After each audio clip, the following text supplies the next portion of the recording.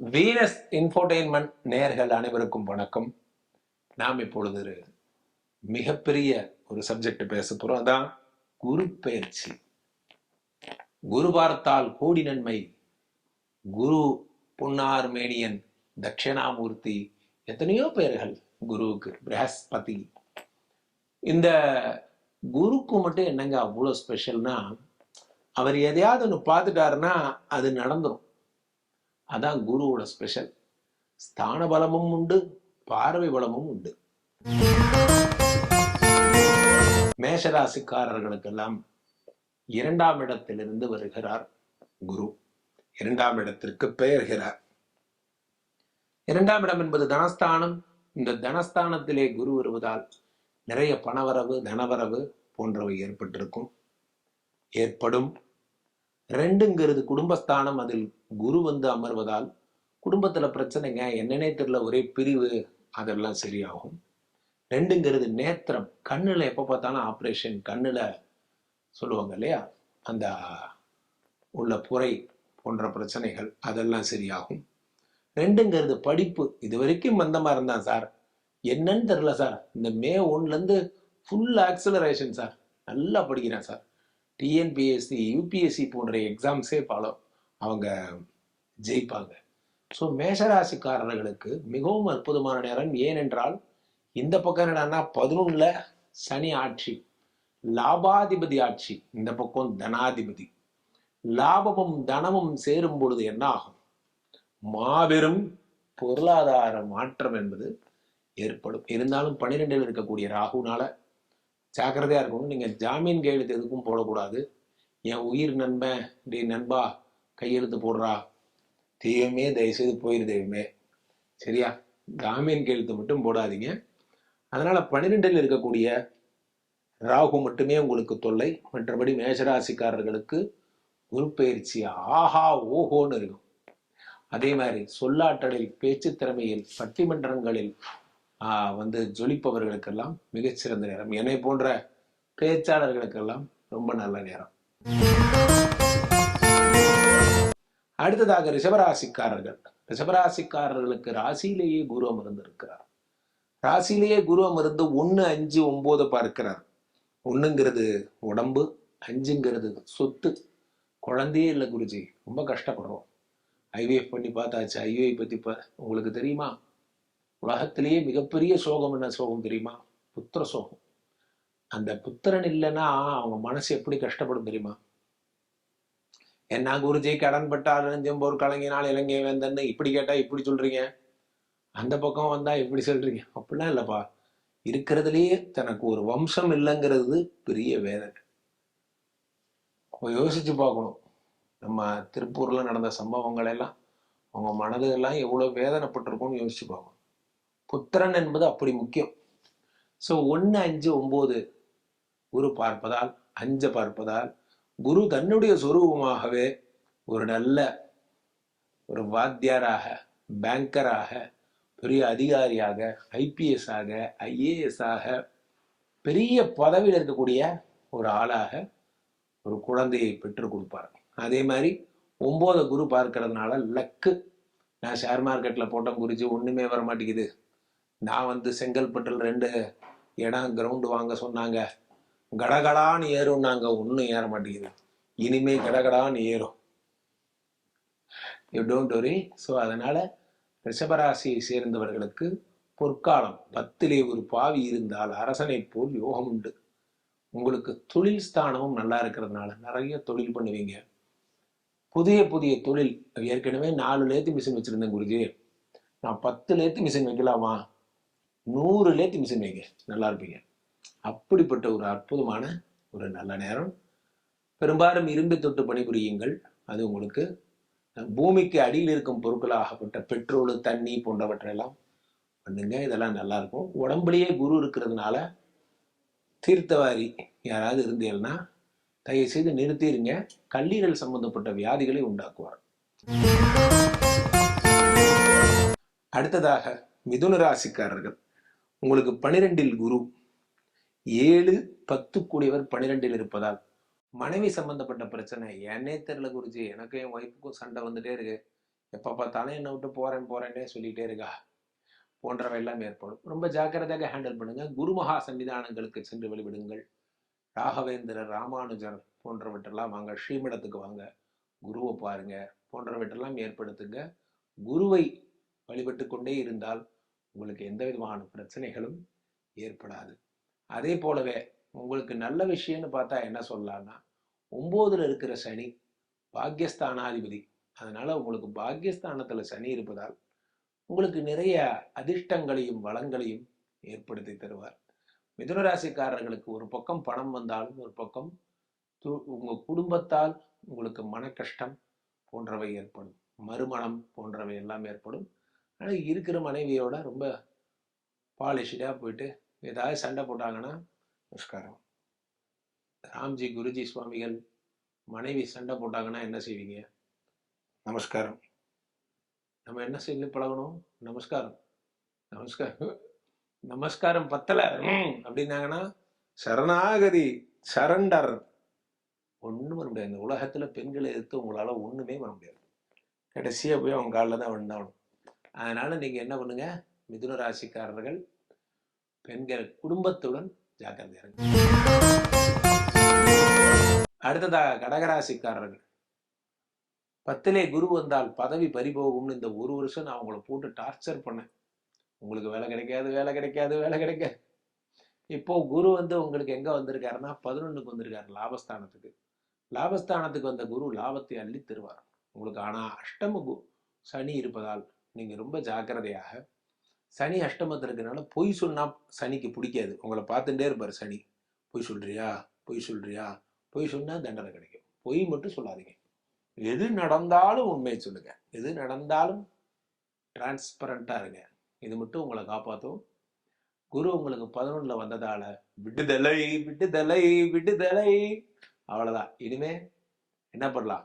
இது வரைக்கும் நான் இன்வெஸ்ட் பண்ணலான்னு பத்திரமா சேமிச்சு வச்சிருந்த 5 லட்சத்தை இப்ப தொழில போட்டுடலாமா குருஜி?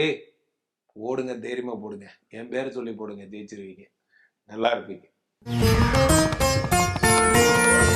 அடுத்ததாக சிம்ம ராசிக்காரர்கள், இதுக்கு மேலதான் உங்களுக்கு ஆபத்தே ஆரம்பிக்க போகுது. ஏன்னா உங்களுக்கு 10ல் குரு வரார். 10லே குரு வந்தால் பதவி பறி போகும். அப்ப ஜாப்ல இருக்கிறவங்க, யார்கிட்டயாவது டிபெண்டன்ஸா கையை கட்டி வேலை பார்க்குறவங்க, நீங்க ஆனாலப்பட்ட சீனியர் ஜெனரல் மேனேஜராகவே இருந்தாலும் அவரும் விபி கிட்ட கையை கட்டி தர வேலை பார்க்குறாரு. அப்போ யார் யாரெல்லாம் இன்னொருடம் பணி செய்கிறார்களோ அவர்களுக்கெல்லாம் வேலை போயிடும். தொழிலில் இருக்கிறவங்களுக்கு பிரச்சனை இல்லை, பட் ஆனால் இன்னொருடம் பணிபுரிகிறவர்களுக்கு. அப்போ சைடில் நம்ம ஏதாவது தொழில்கள், ஏதாவது சின்ன சின்ன தொழில்கள் ஏதாவது செஞ்சுக்கணும். சண்டே ஆனால் போய் நான் இதை வித்துட்டு வரேன், அல்லது நான் இந்த தொழில் பண்ணுறேன், எங்கள் அப்பா தொழிலோட சப்போர்ட் பண்ணி நானும் கொஞ்ச நேரம் ஆச்சாரி வேலை பார்க்குறேன், நானும் அவரோட சேர்ந்து கொஞ்ச நேரம் சிலை செதுக்கிறேன், நானும் அவரோட சேர்ந்து கண்ணாடி அறுக்கிற வேலையை பார்க்குறேன். வேலையில் வெக்கமே கிடையாதுங்க. நல்லா புரிஞ்சுங்க. நான்லாம் ஜோசியம் பார்த்தா சம்பாதிக்கிறேன், நான் வெக்கமா போடுறேன். உழைச்சி சாப்பிடணும், அவ்வளோதான். வேலையில் எந்த வெக்கமும் கிடையாது. அப்போ சிம்மராசிக்காரர்கள் தனக்கென தனியாக ஒரு தொழிலை தொடங்கி கொண்டு அந்த தொழிலை வச்சு அதில் வர்ற வருமானத்தை வச்சு இதை காம்பன்சேட் பண்ணிக்கிங்க. இதுதான் ஒரே வழி. அல்லாமல் வேலை போயிடும். நல்ல விஷயம் என்னன்னா, 7ல் இருக்கிற சனினால உங்களுக்கு காதல் ஓகே ஆகும். காதல் மனைவி கிடைப்பால். காதலில் ஒரே சந்தோஷம்தான். அந்த மாதிரி ஜாலியாக இருப்பீங்க. கல்யாணம் ஆகாதவங்களுக்கு கல்யாணம் ஆகும். வெளிநாடு செல்லாதவர்களுக்கு வெளிநாடு செல்வீங்க. அடுத்ததா கன்னிராசிக்காரர்கள். கன்னிராசிக்காரர்களுக்கு 7ல் ராகு. பெண்கள் அப்படிங்கிற பேச்சே வரக்கூடாது. நம்ம என்ன பண்ணோம், யாராவது கேட்டா பெண்கள் நாட்டின் கண்கள் எப்படி சொல்லணும்? பெண்கள் நாட்டின் கண்கள் அப்படி சொல்லணும். ஏன்னா ஒரு பாட்டு வரும், டோன்ட் வரி பி ஹாப்பி, சும்மா சுத்தன பாவத்துக்கு கல்யாணம் தான் பண்ணாத அப்படி வரும். சும்மா பேசிட்டு இருந்திருப்பீங்க, உடனே உங்களுக்கு லவ்னு இவங்களே ஒரு பேர் வச்சு இவங்களே ஒரு கல்யாணம் வரைக்கும் பண்ணி வச்சிருவாங்க. அதனால கன்னியா ராசிக்காரர்கள் ஆணா இருந்தா பெண்ணுகிட்டையும், பெண்ணா இருந்தா ஆணுகிட்டையும் பக்கத்திலே போகக்கூடாது. யாராவது ஆண்கள் இருந்தாங்களா, நமஸ்காரம், அண்ணா சகோதரா, அப்பா பெரியப்பா சித்தப்பா அனைவரும் என்னை மன்னித்தெடுங்கள்ட்டு வந்துடணும். அந்த அளவுக்கு ஜாக்கிரதையா இருக்கணும். 6ல் இருக்கக்கூடிய சனி புதிய புதிய எதிரிகளை உருவாக்குவார். அப்போ யார்கிட்டையும் உண்மையை சொல்லாதீங்க. நான் நான் இதுக்கு தான் போகிறேன், இது யார்கிட்டையும் சொல்லாத அப்படின்னு சொல்லாது. உங்களாலேயே ஒரு ரகசியத்தை காப்பாற்றிக்க முடியலையே, நீங்கள் சொன்ன ரகசியத்தை அவராக காப்பாற்றிக்க போகிறார். அதை முதல்ல புரிஞ்சிங்க. யார்கிட்டையும் ரகசியத்தை சொல்லாதீங்க. குரு உங்களுக்கு எங்கே இருக்கிறாரு அப்படின்னு பார்த்தீங்கன்னா 9ல் இருக்கார். ஓடிப்போனவனுக்கு 9ஆம் வீட்டில் குரு. இத்தனை நாள் அஷ்டம குருவால கஷ்டப்பட்டீங்க. உங்களுக்கு விடுதலை விடுதலை விடுதலை. ஜாலியாக இருக்க போறீங்க. உங்களுக்கு விடுதலை. உங்களுக்கு 9க்கு குரு வந்துட்டார். இனி உங்களுக்கு லைஃப்ல எந்த ப்ராப்ளமுமே கிடையாது. ஏன்னா பாக்கியஸ்தானாதிபதி அவர் இனிமே அள்ளி கொடுக்க போறார். இனிமே அப்படி கொடுக்கறதெல்லாம் அப்படி வாங்கிட்டே இருக்க வேண்டியதுதான். ஒரே ஒரு விஷயம், நோ லேடிஸ் நோ ஜென்ஸ். சரியா? அடுத்ததாக துளாராசிக்காரர்கள் கஷ்டம்னா என்னன்னு இனிமே தான் நீங்க பார்க்க போறீங்க. ஏன்னா அஷ்டம குரு. அஷ்டம குருனா 8ல் வரார் குரு. அஷ்டம குரு கஷ்டங்களைத்தான் தருவார். தொழில் அமைப்பு போன்றவை இருக்காது. 6 குடிவன் 8ல் மறந்ததால் விபரீத ராஜயோகம் ஏற்பட்டு திடீர் பணம் வரவு வரும். ஆனாலும் அன்றாட செலவுக்கு பணம் என்பது இருக்காது. உங்களுக்கு 6ல் உங்களுக்கு துளாராசிக்கு 6ல் ராகு இருக்கிறதுனால எல்லாரிடமும் கெட்ட பெயர் எடுக்கிறது, அல்லது சும்மாவே ஒரு தப்பும் பண்ணாமையே ஒரு அவப்பெயரை சுமக்கிறது போன்றவை ஏற்படும். இந்த ஒரு வருடமும் உங்களை அழ வச்சுட்டே தான் இருப்பார். ஸோ துளாராசிக்காரர்கள் ரொம்ப ஜாக்கிரதையாக பேசணும், ஜாக்கிரதையாக நடந்துக்கணும், எல்லாமே ஜாக்கிரதையாக இருக்கணும். ஒரே ஒரு நல்ல விஷயம், 5ல் சனிங்கிறதுனால பெரிய சொத்தை வாங்கி தருவார். சனி உங்களுக்கு பெரிய சொத்தை வாங்கி தருவார். வாழ்த்துக்கள். சொத்து மட்டும் கிடைக்கும், ஆனா நிம்மதி இருக்க. என் இதயத்தின் இடப்பக்கம் இருக்கும் விருச்சிக ராசி நேயர்களே, இதனால் வரைக்கும் 2 கூடியவன் 6ல் மறைந்ததால் படாத பாடுபட்டு காசே இல்லாம, ஆமா பிறந்ததுல இருந்து மட்டும் அப்படி ரொம்ப கஷ்டம். சரிங்க, இந்த ஒரு வருஷம் ரொம்ப பட்டீங்களா இல்லையா? இப்போ அடுத்து 9க்கு போறார், அடுத்து 7க்கு போறார், கேந்திரஸ்தானத்துக்கு போறார். அப்போ 2 கூடியவன் கேந்திரஸ்தானத்துக்கு போறதுனால புதிய பண வரவுகள் ஏற்படும். யாராவது திடீர்னு உங்களுக்கு உதவி பண்ணுவாங்க. சரி நான் தரேன், நான் உனக்கு பணம் தரேன், நீ தொழில் எடுத்து நடத்து போன்ற விஷயங்கள்லாம் நடக்கும். அதிசயங்கள், மிராக்கிள்ஸ் போன்றவை எல்லாம் ஏற்படும். 2 கூடையவனும் அதே தான் 5 கூடையவனும் அவன் 7ல் இருக்கிறதுனால குழந்தை இல்லாதவர்களுக்கெல்லாம் இன்னொரு குழந்தை பிறக்க வாய்ப்பு இருக்கு. ஏற்கனவே குழந்தை இருக்கு, 2வது குழந்தை பிறக்கும். ஸோ விருச்சிக ராசிக்காரர்கள் சீரும் சிறப்புடன் இருப்பீர்கள். அடுத்து தனுசு ராசிக்காரர்கள் 4ல் ராகு. நான் கன்னியா ராசிக்காரங்களுக்கு பெண் என்றால் பெண்கள் நாட்டின் கண்கள்னு சொன்னேன். நீங்க பெண்ணுன்னே சொல்லக்கூடாது, அந்த அளவுக்கு ரொம்ப ஆபத்தான நேரம். ஸோ 5 6ல் குரு வேற. ஸோ 1 4 கூட 6ல் மறையிறதுனால திருட்டுப்பட்டம், அவப்பட்டம், பழிப்பட்டம் போன்ற அத்தனையும் ஏற்படும். அப்போ ஆபீஸில் கோப்புகளை பார்க்காம கையெழுத்து போடுறது, அம்மாவோட உடம்பு, அதே மாதிரி நண்பர்கள் பேச்சை நம்பி ஒரு காரியத்தில் இறங்குறது, இதெல்லாம் எதுவும் பண்ணக்கூடாது. ஒரே ஒரு விஷயம், 3ல் இருக்கிற சனி முயற்சிகளில் மாபெரும் வெற்றியை தருவார். நீங்க எந்த முயற்சி எடுத்தாலும் அந்த முயற்சி சக்சஸ் ஆகும். ஆனால் உங்களுக்கும் சொல்றேன், உங்களுடைய பெயர் கெடும், இன்னொரு பெண்ணுடைய தொடர்பு ஏற்படும். அஃபேர்ஸ்ன்னு சொல்லுவாங்க இல்லையா, அது ஏற்படும். 100 பேர் எனக்கு ஃபோன் பண்றான் டெய்லியும், நீங்க சொன்ன மாதிரியே அஃபேர்ஸ் வந்துட்டாங்க சுவாமி, சொன்ன மாதிரியே வந்துட்டாங்க. பார்த்து ஜாக்கிரதையா ஹேண்டில் பண்ணுங்க. இந்த அஃபேர்ஸுங்கெல்லாம் என்ன பண்ணும், நம்மளை கொண்டு போய் அஃபேர்ஸில் உட்கார வச்சிரும். போலீஸ் அஃபேர்ஸ் உட்கார வச்சு நமக்கு தண்டனை வாங்கி கொடுத்துட்டு போயிடும். நல்லா இருந்த குடும்பம் நமக்கு நாசமாக போயிடும். அப்போது புதிய பெண்கள் யாராவது புதிய அஃபேர்ஸ் ஏதாவது கிடைச்சதுன்னா, சாமி சரணமையப்பா அப்படின்ட்டு பிரம்மச்சாரியா வந்துடணும். அடுத்து மகர ராசிக்காரர்கள் 2ல் சனிங்க. சனி கொடுத்தால் எவர் தடுப்பார்? சனி 2ல் இருக்கார். அதே சனி உங்களுக்கு அதே குரு 5ல் இருக்கார். 5ல் இருக்கிற குரு அள்ளி கொடுப்பார் சொத்துக்களை. 2ல் இருக்கிற சனி அள்ளி கொடுப்பார் தனத்தை. உங்களுக்கு என்ன கவலை? உங்களுக்கு ஒரு கவலை இல்லை. மகர ராசிக்கு ஜாதகம் சொல்ல ஒண்ணுமே இல்லை. வடிவேல் ஒரு படத்துல சொல்ற மாதிரி இப்படிதான் எடுத்து காட்டணும். ஒன்றும் இல்லை. உங்களுக்கு பிரமாதமா இருக்கும். நிறைய இல்லை, கோடி கோடியா சம்பாதிக்க போறீங்க. வீடு வச்சிருக்கிறவங்க எல்லாம் இன்னொரு வீடு வாங்குவீங்க, லேண்ட் வச்சிருக்கிறவங்க இன்னொரு வீடு கட்டுவீங்க. வாழ்த்துக்கள் மகர ராசிக்கு. அடுத்து கும்பராசிக்காரர்கள். ராசியிலேயே சனி மிகவும் உண்மைத்தன்மையுடனும் நேர்மைத்தன்மையுடனும் இருக்க வேண்டிய நேரம். அதர்வைஸ் ஒரு சின்ன பொய் சொன்னாலும், அப்பா இதெல்லாம் ஒரு மனுஷன்னா சொல்றது தானப்பா அப்படிம்பீங்க. அந்த ஒரு பொய்க்கு 10 அடி விழும். ஸோ அதனால கும்பராசிக்காரர்கள் ரொம்ப ஜாக்கிரதையா இருக்கணும். வர்றவன் போறவங்களாம் இவங்களே குறை சொல்லிட்டே போவாங்க. நீ தான் காரணம், நீ தான் இந்த பழிக்கு காரணம், நீ யார் தெரியுமா, நீ ஒரு துரோகி எல்லாம் சொல்லுவாங்க. இந்த மாதிரியே ஏதாவது இந்த சொல்லுவாங்க இல்லையா, இந்த நம்ம ரோட்ல நடந்து போனால் நாயெல்லாம் குறைக்கும் பாருங்க, அந்த மாதிரி ஏதாவது குறைச்சிக்கிட்டே இருக்கும். இப்போ நம்ம நீங்கள் அதை பார்க்காம நடந்து போயிட்டே இருக்கும். சிம்மராசிக்காரருக்கு 4ல் குரு.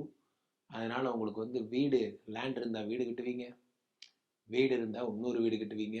அதனால 4ங்கிறதுனால உயர்கல்வி, உயர் பதவி, உயர் மரியாதை எல்லாம் கிடைக்கும். கும்பராசிக்காரர்கள் குபேரர்கள். 2ல் ராகு இருக்கார், 8ல் கேது. பெரிய மணி, பல்க் மணி வரும். திடீர்னு 1 லட்சம் எதிர்பார்த்துட்டு இருந்தவனுக்கு 1 கோடி வரும். அந்த மாதிரி 2ல் இருக்க ராகு அவ்வளோ பவர்ஃபுல். அடுத்ததாக மீனராசிக்காரர்கள்.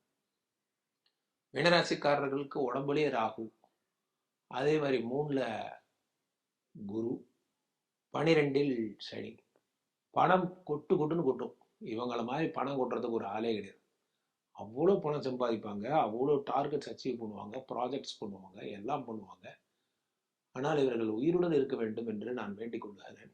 காரணம் என்னன்னா, ராசியிலேயே ராகு இருந்தால் என்ன பண்ணுவார்னா, அந்த உடம்ப உருக்கிண்டே இருப்பார். 1. 2வது, ராசியில் இருக்க ராகு என்ன பண்ணுவார், தீர்த்த வாரியை கொடுத்துட்டே இருப்பார். குடி குடி குடி, அப்புறம் வேற பெண்களுடன் தொடர்பு போன்றவற்றெல்லாம் உண்டாக்கிட்டே இருப்பார். மீனராசிக்காரர்கள் மாபெரும் வெற்றி அடைய போகிறீர்கள். கொஞ்சம் இந்த சிற்றின்பத்தை நீங்கள் துறந்து அல்லது சிற்றின்பத்தின் சிறிது செய்து கொண்டால் உங்கள் வாழ்வு சிறக்கும். 12 ராசிக்குமான குரு பயிற்சி பலன்களை நான் பார்த்து விட்டோம். மீண்டும் ஒரு நல்ல பதிவில் சந்திக்கிறேன். நன்றி, வணக்கம்.